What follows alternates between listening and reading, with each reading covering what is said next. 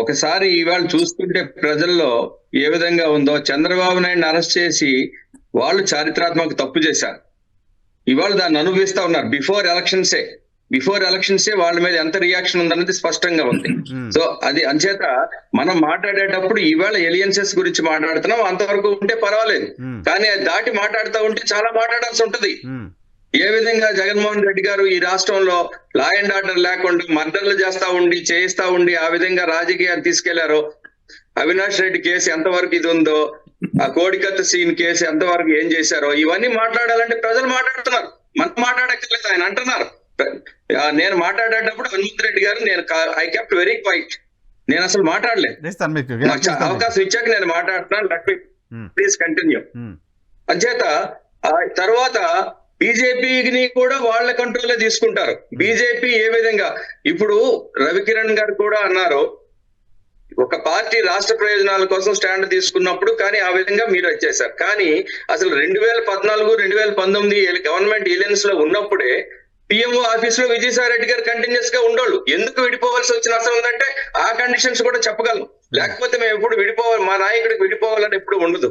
ఈ రోజు కూడా అది బీజేపీ, నేను ఇందాక వైఎన్ఆర్ గారు మీరు అడిగితే అదే అందుకన్నా, ఏ పార్టీ ఇంట్రెస్ట్ వాళ్ళకు ఉంటది, వాళ్ళ తాలూకా స్ట్రాటజీ ఉంటది, జాయిన్ అవ్వాలా లేదని. ఇవాళ టీడీపీ జనసేన పొత్తు అనేది 100% ఉంది. మేము ఆ విధంగా ఎన్నికలకు వెళ్తున్నాం. బీజేపీ జాయిన్ అయితే వెరీ గుడ్, వెళ్ళండి, లేదన్నా కూడా మేము వెళ్తాం, అందులో సందేహం లేదు. అంచేత మా పార్టీ క్లియర్ గా ఒక దీంట్లో ఉంది, దానికి ప్రజల సపోర్ట్ కూడా ఉంది. అంచేత we are confident of going to elections. అంచేత ఇక బీజేపీ కలుస్తుందా, ఒంటరిగా ఉంటది. అందుకే నేను ఇందాక అన్నాను ఆప్షన్, నేను ఎప్పుడు కూడా ముందు నేను దాన్ని కన్క్లూడ్ చేసింది. ఎందుకంటే ఆప్షన్ ఈజ్ దేర్, వాళ్ళ ఆప్షన్ ఓపెన్ గా ఉంది.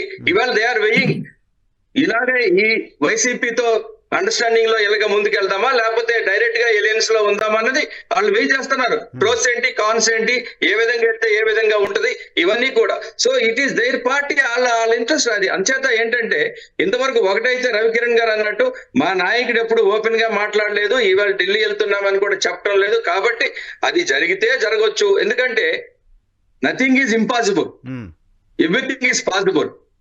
అంచేత దగ్గరకు వస్తున్న కొలిది మారచ్చు.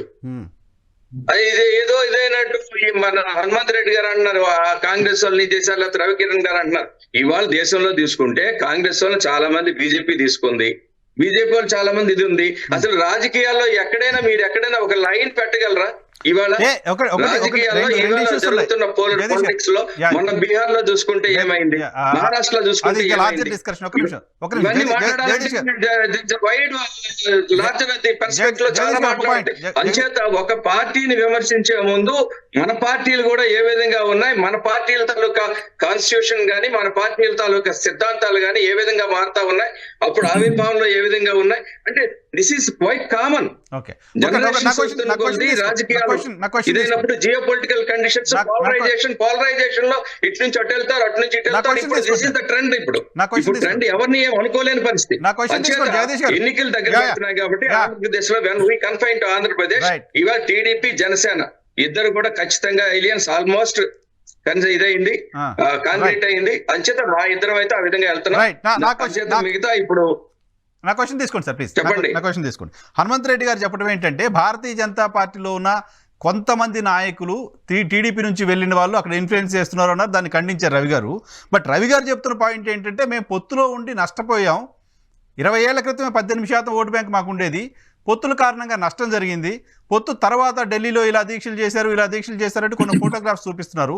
ఒంటరిగా వెళ్ళాలని మొత్తం భారతీయ జనతా పార్టీ రాష్ట్ర నాయకత్వం, కార్యకర్తలు ప్రధానంగా కోరుకుంటున్నారు అనేది రవి గారు చెప్తున్నమాట.